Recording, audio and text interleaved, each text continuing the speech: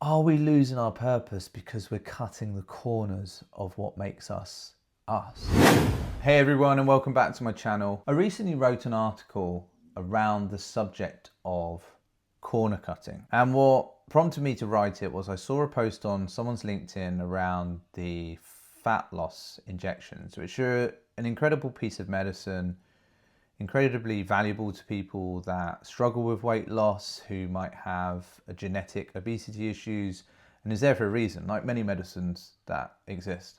But then there's a theme of people using it who don't really have those medical conditions, who are just using the injections to lose weight quicker. And it got me thinking about how rife this is in Western society, especially, where we want to get from where we're at to the destination far quicker than ever before. We live in a world where everything is fast paced and on tap and on demand, and you can have it delivered to your front door almost within the day now.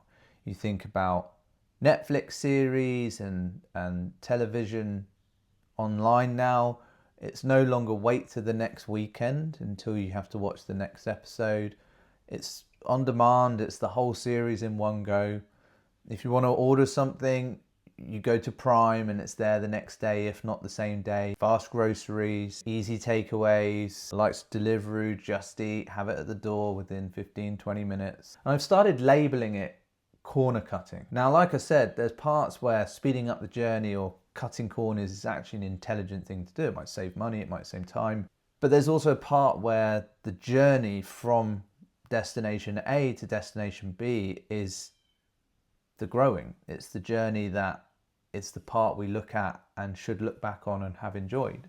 Now, I'll give you a personal example of this. When I was younger, in my late teens, going into my early 20s, I was a bouncer. I worked on nightclub doors. I thought I was a tough kid, far from. And I remember people would say to me when I was working, "God, you're small to be a bouncer," or "You're young." And it always stuck with me, and like any ego-driven late teen, that hurt. As much as I had a gym routine, I wanted to get to being bigger, quicker. So what did I do? I sourced out supplements which would hopefully help speed up that process, and ultimately actually got to steroid abuse. And I was using steroids on a regular occasion and not correctly as well, which was messing with both my physical and mental health. But I was trying to remove the bit in the middle where the actual growth, the actual mass gaining, becoming stronger, years in the gym, and trying to be there faster in order to look a particular way. And when I was writing the article the other day, I realized, that was so common with so many parts of my life. I can really see a pattern of corner cutting across many areas. I was quite into get rich quick schemes. I got into quite a bit of debt because I wanted the money now in order to buy the car. And there was other patterns I recognized that I wasn't willing to put the time in the middle of, whether that was physical, whether that was financial, whether that was career. I just wanted to get from A to B really quickly. It caused me a lot of problems. It caused me a lot of issues now I look back, and I was making silly, immature mistakes to try and cut out that journey in the middle. And then when I took the decision to join the Royal Marines and become a commando, I got my first real introduction into, you have to do the journey. There is no cutting corners and getting from A to B quicker. Royal Marines training, or commando training as they call it, is 32 weeks long for a young recruit. There is no way you're going to be able to say, I want to do weeks 1 to 3 and then maybe 16 and then I'll pass out in week 32. And you have to do the journey. You have to do every field exercise that sits in your way, every physical event that's going to punish your body mentally and physically, the extremely early hours, the late nights, the time away from home, being at the bottom of the food chain, within the military. And it was important that every recruit went on that journey, because it formed them into the elite commandos they needed to be in order to earn the Green Beret, pass out and go around the world and perform as you need to perform operationally or in peacetime. Hey guys, just a quick one. Please like and subscribe to the channel. But if you're also interested in what I'm talking about around the liminal path and being part of a community where people are more interested in the journey in the middle as opposed to going from A and getting to B quicker, the link for the community is in the description of this video, and it's a community of people who think exactly like this. We do live working sessions, we do some meetups. I regularly share resources and content that I don't release across my open free channels to talk about this subject around the liminal path. And if growth and being on that path and being part of that journey and being around people who are also doing it is what you're into, click the link below and you'll find your way there. And I remember on that day I passed out of training. So your pass out being where you march off the parade square and you're officially qualified as a Royal Marines Commando, and it's got the band there and your family there and they're clapping, and that morning you received your Green Beret. But I definitely remember driving home that night with my family thinking, it's cool that I've got the Green Beret, it's cool that I'm part of this club. But perhaps it was the journey to getting the beret which was the bit I actually enjoyed. I also recognize in myself that even though I noticed that about completing commando training and earning my Green Beret and this kind of uncomfortable feeling of, is that it? And actually looking back, it was all in the journey to get the beret. I still had this tendency to try and fix things quick or cut corners or get from A to B faster. As I went on my 10-year career, I realized that that was still present here and there, but at other times it wasn't. And actually when I was training for particular courses, I noticed this thinking went away and I was like, I'm here for the long grind, the process to turn myself into something. And then it was like that course would complete or I'd pass it or it would end or change. And then it was back to normal and it was like, okay, now I'm in kind of boredom lull mode again. What do I do to quicken things up in my life? And then I left the military after 10 years. I went into startups and that thinking arrived again. It was like, how can we raise the investment quicker? Do we need that money faster? I wish it would sell really quickly. We need this, we need that. Spend that to get this. Hire these people so we don't have to do the work. This urge to cut the corner is everywhere. But I learned something last year that changed my mind completely around the desire and the urge to have things quicker, and actually the investment of time and the journey in the middle from A to B, which is ultimately what this community, the liminal path, is about, was when I entered into therapy, going through my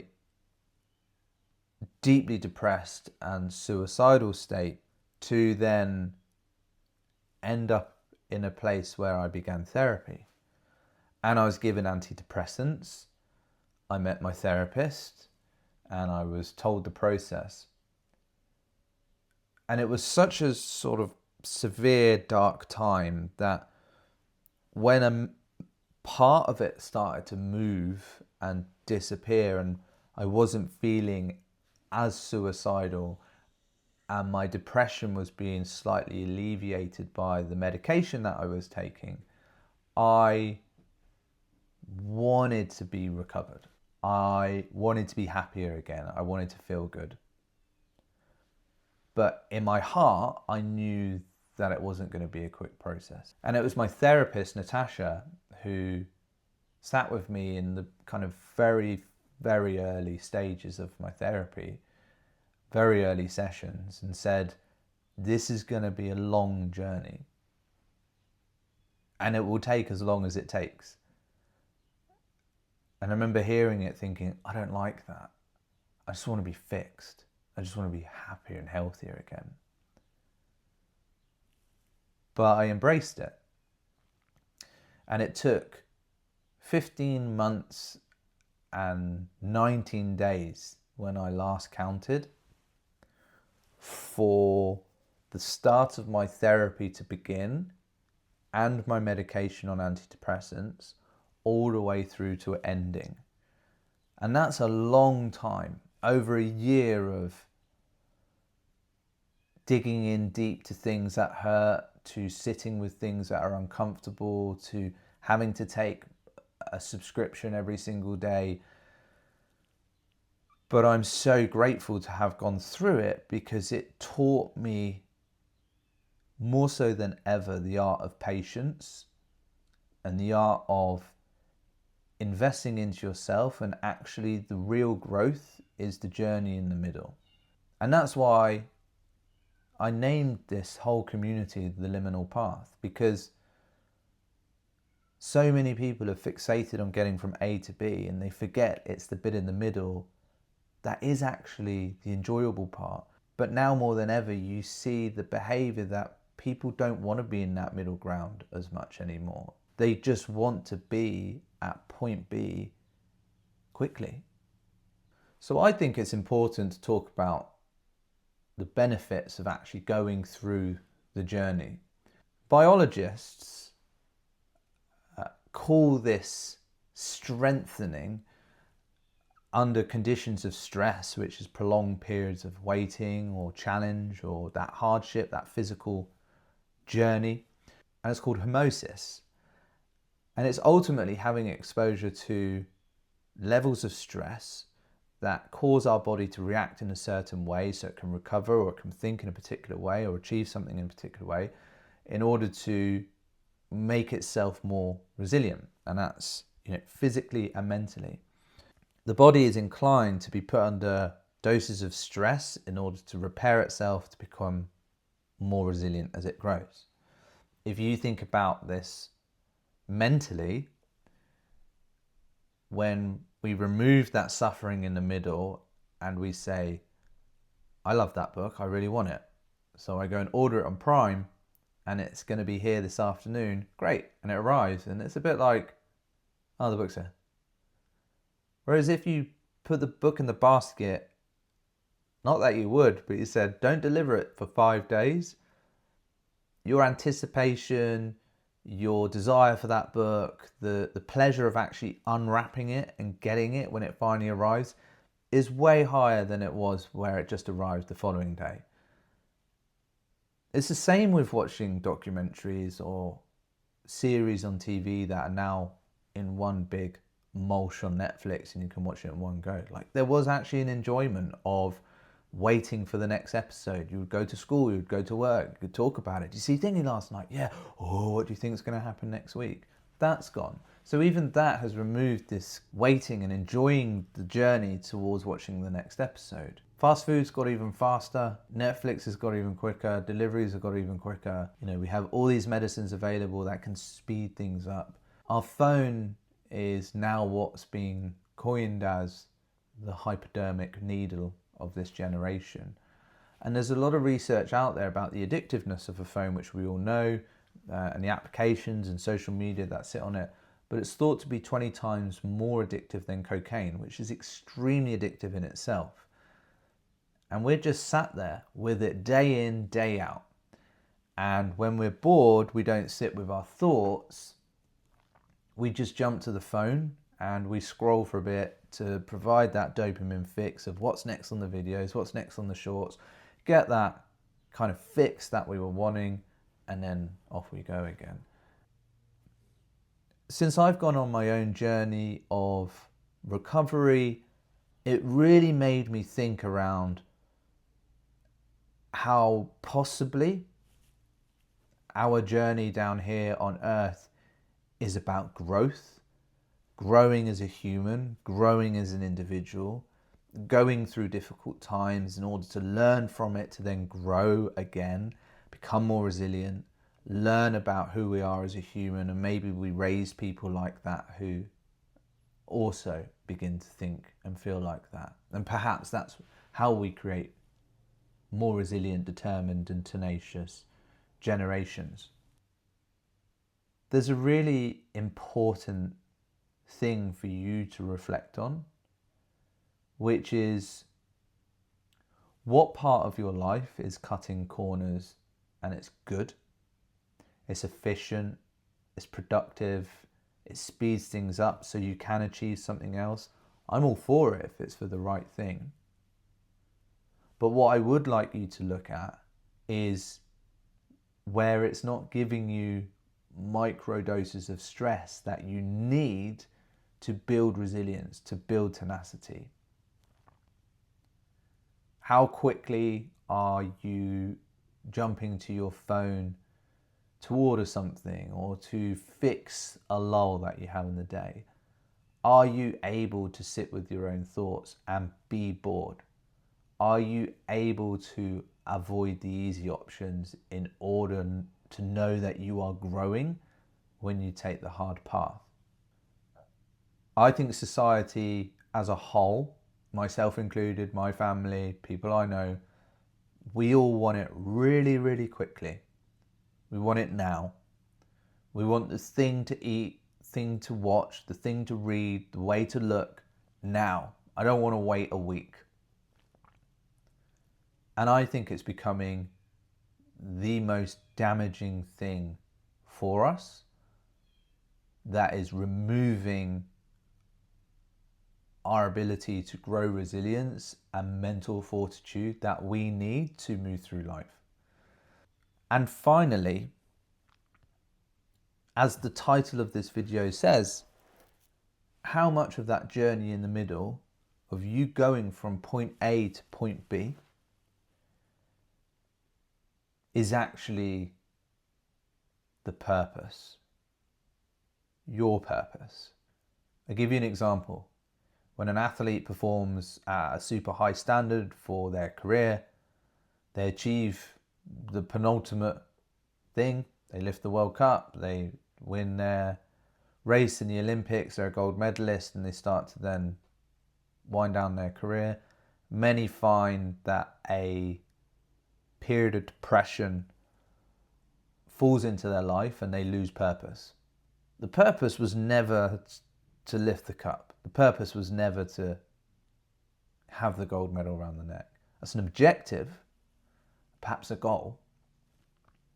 But the purpose was being the athlete, the person who puts in the hours every day, the person who relentlessly gets themselves up early, eats well, trains hard, sleeps, to become an athlete.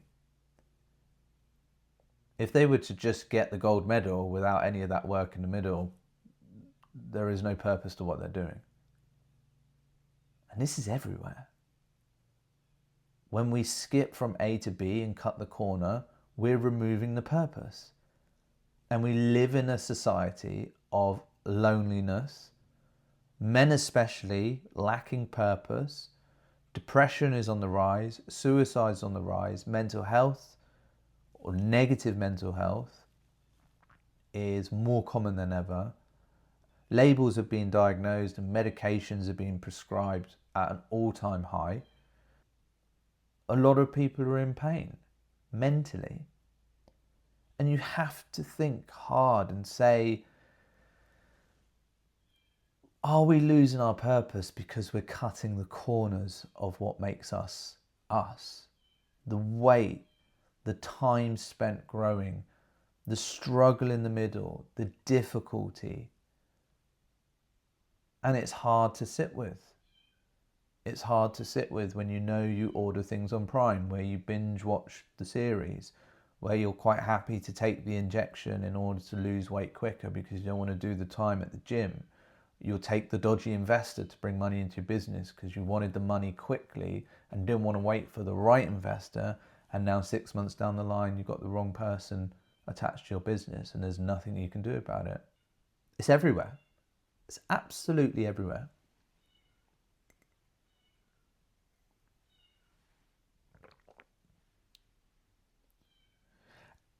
And I think that's what kills our purpose, makes us depressed, and ultimately where I found myself looking at Gnosticism and spirituality, the whole point is that journey of growth within.